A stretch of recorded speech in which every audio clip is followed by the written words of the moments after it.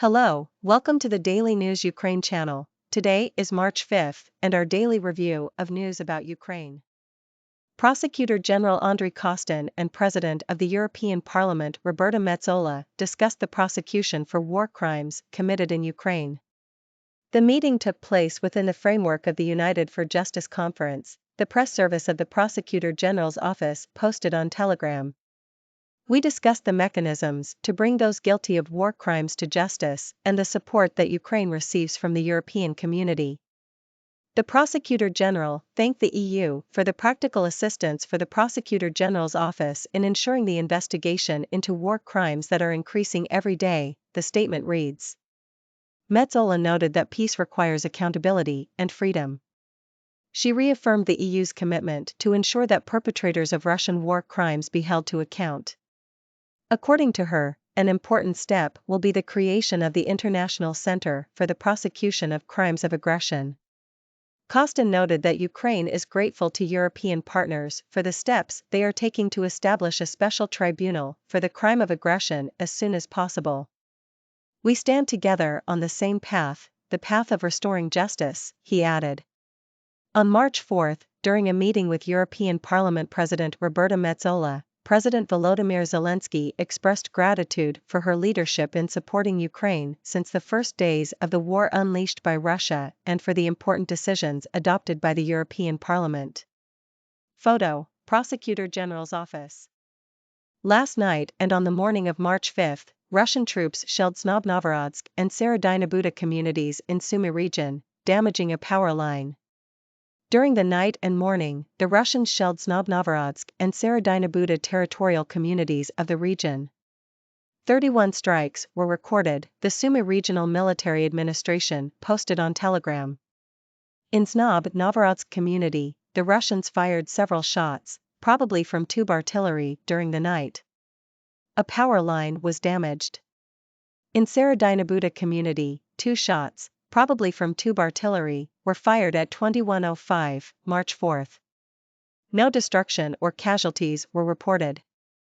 The Russians are constantly shelling the border areas of Sumy region, northern Ukraine. On March 3, the enemy struck 6 border communities of Sumy region, killing a civilian. Information about real Russian army losses demoralizes the enemy personnel. The Russian occupation forces continue to suffer heavy manpower losses. Healthcare facilities in the temporarily occupied territory of Ukraine are full of the seriously wounded. They are almost never evacuated for treatment to the territory of Russia, Deputy Minister of Defense of Ukraine Anna Malier posted on Telegram. In order to hide information about the number of soldiers who died from wounds, their records are kept exclusively by Russian combat medics. At the same time, the information about the real losses quickly spreads among Russian military personnel and demoralizes them.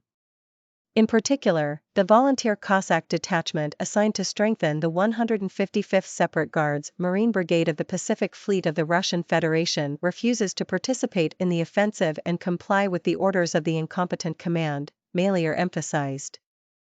This tendency is also observed in other enemy units. In this context, the command of the Russian occupation forces intensified coercive and punitive measures, trying to improve the military discipline and prevent soldiers from massively abandoning the areas of hostilities, Malier informed.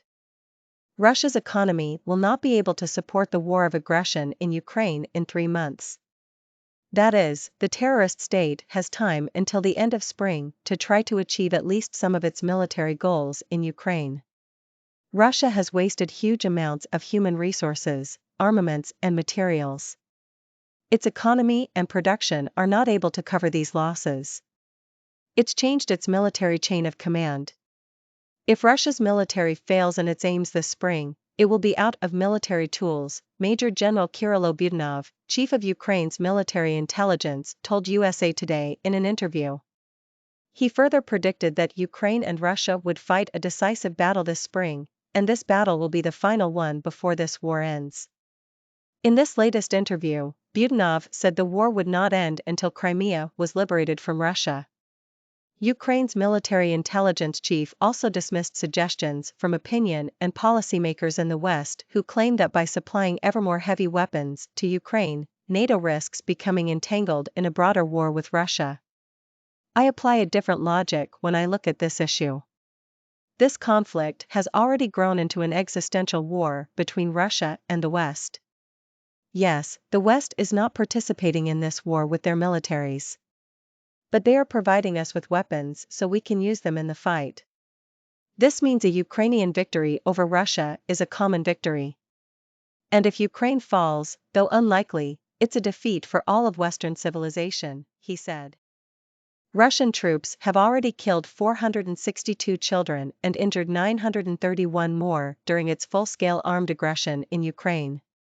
As of the morning of March 5, 2023, more than 1,393 children were killed and injured in Ukraine as a result of the full-scale armed aggression of the Russian Federation. According to official information from juvenile prosecutors, 462 children were killed and more than 931 children received injuries of varying severity, the Prosecutor General's office posted on Telegram. As noted, these numbers are not final as efforts are ongoing to establish casualties in the areas of hostilities, temporarily captured and liberated territories. Most children were killed and injured in Donetsk region, 445, Kharkiv region, 272, Kyiv region, 123, Kherson region, 90, Zaporizhia region, 84, Mykolaiv region, 83, Chernihiv region, 68, Luhansk region, 66, Dnipropetrovsk region, 64. On March 4, a 17-year-old boy was injured in a Russian rocket attack on the village of Druzhba, Donetsk region. According to the Children of War Search portal, as of March 5, 2023, 353 children are considered missing in Ukraine and 10,147 children were found. The Russian armed forces have already damaged 3,126 educational institutions in Ukraine, 438 of them are completely destroyed. President Volodymyr Zelensky, on the anniversary of the capture by Russian invaders of the Zaporizhia nuclear power plant, called on the world to deliver a particularly fundamental reaction to Russia's actions. Zelensky posted the corresponding tweet on March 5, Ukrinform reports. He recalled that a year ago, the terrorist state first in human history took a nuclear power plant hostage. Zaporizhia NPP.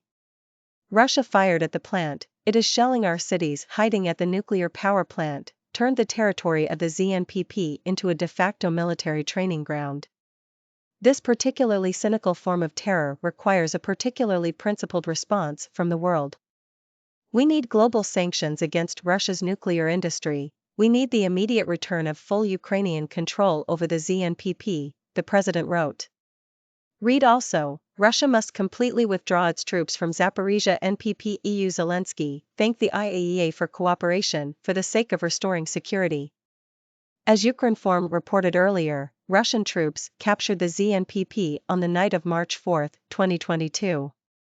Having deployed on the site of the plant their military equipment and ammunition, the invaders have also been shelling both the surrounding area and the NPP premises, destroying power transmission lines and repeatedly causing an external power feed to shut off. At the end of 2022, Zelensky stated that there are nearly 500 Russian invaders stationed at the Zaporizhia NPP. The Russians deployed in the territory of the temporarily occupied Crimean Peninsula are preparing to fight off Ukrainian forces. That's according to the chief of the Coordination Press Center of Ukraine's Southern Defense Forces, Natalia Humeniuk, as she answered a reporter's question of whether the Russians are really preparing to repel Ukraine's landing effort in temporarily occupied Crimea, and Ukrinform correspondent reports. In fact, they are really getting ready for fighting. In this way, they imply to the population of Crimea that the faith in the armed forces of Ukraine should be strong, she said. Read also, actions by terrorist Russia little different from those by Islamic State. Yermak, the head of the press center, stated that Ukraine is observing the Russians fortifying their defense positions on the peninsula. But this is more reminiscent that they are preparing to hold back their own landing, with which we have been threatened since a full-scale invasion. If they do dare to proceed with a landing attempt, it is likely they will run back to Crimea, Humeniuk said. Answering questions about the operations of Russia's Air Force in Crimea, The spokesperson said that certain moves by tactical aviation have been observed from time to time. Read also, War Update, Ukraine's Air Force launched 20 strikes on enemy positions. They try to show off their presence and might. However, we still see that they are trying to move aircraft to safer areas where our strikes can't reach. Although this safety range is evaporating over time, the official said. As reported earlier, on March 4, the Zaporizhia Regional Military Administration said the Russians launched a missile from Crimea, targeting a village in the region. Russian forces continue to target the civilian population as they fire at the districts of Kharkiv region close to the border. Kupiansk and Chuhuiv districts were affected in the past day, says the chief of the Kharkiv Regional Military Administration, Chuhuiv, Ukrinform reports. This morning, the enemy fired at Kupiansk again. A transport infrastructure facility was damaged. A fire broke out at the site. Fire rescuers scrambled to put it out. Updates are to follow. Yesterday, after 2,300 hours, at least 5 residential buildings were destroyed as a result of enemy shelling of Kupiansk. A 65-year-old man was killed, said the administration head. In addition, the enemy shelling damaged an educational facility and maternity hospital. Read also, actions by terrorist Russia little different from those by Islamic State Yermak. According to the head of the administration, humanitarian demoning efforts are underway across the region. 37 explosive objects were neutralized in the past day. On the line of contact, Ukrainian defenders are holding their ground, continuing to destroy the invasion forces. As reported earlier, the invasion troops have been constantly firing at Kharkiv region's districts close to the border with Russia. The consequences of the activity of terrorist Russia are little different from those caused by the Islamic State, says Ukrainian President's office head Andriy Yermak. Yermak commented on a video of Mariinka, Donetsk region, which was wiped up by the invaders, Ukrinform reports. Mariinka. It is gone. These are the consequences of the activity of terrorist Russia. They are little different from IS, Yermak said. According to him, before the arrival of the Russian world, Mariinka used to be a flourishing populace. Read also, Zelensky, occupier will inevitably feel our strength of justice. How should the Russians pay for Mariinka and other Ukrainian cities? For their crimes and killings? A tribunal. A sanction noose. Military defeat on the battlefield. Isolation. A just revision of Russian history, including that of World War II. Reparations. Demilitarization. The collapse of the regime. We will do this, Yermak said.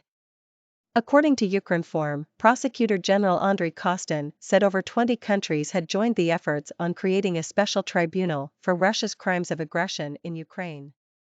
Over the past day, on March 4, the Russian invasion forces fired at the territory of Kherson region 78 times. That's according to the Kherson Regional Military Administration, Ukrinform reports. Russian invaders 78 times fired at the territory of Kherson region. Almost 360 shots were made using mortars, MLR systems, artillery, tanks, and drones. 11 times, Russian forces struck residential blocks in Kherson.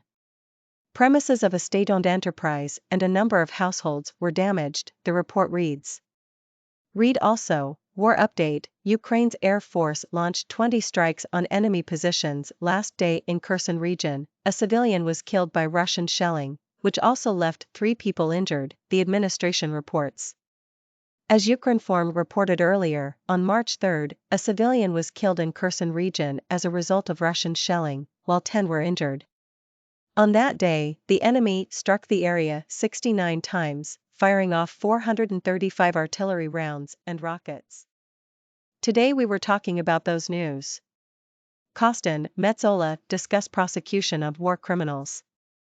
Enemy hits 2 communities in Sumy region, damaging power line. Hospitals in occupied territory of Ukraine full of seriously wounded Russian soldiers. Budanov, Russia will be out of military tools by end of spring. Russian army has injured 931 children in Ukraine. Seizure of Ukraine's ZNPP by Russia demands fundamental reaction from international community. Zelensky. Russians in Crimea actually bracing for hostilities. Army spox. Russian troops shelling Chuhuiv, Kupiansk districts in Kharkiv region. Actions by terrorist Russia little different from those by Islamic State. Yermak. Civilian killed as Russians 78 times open fire at Kherson region.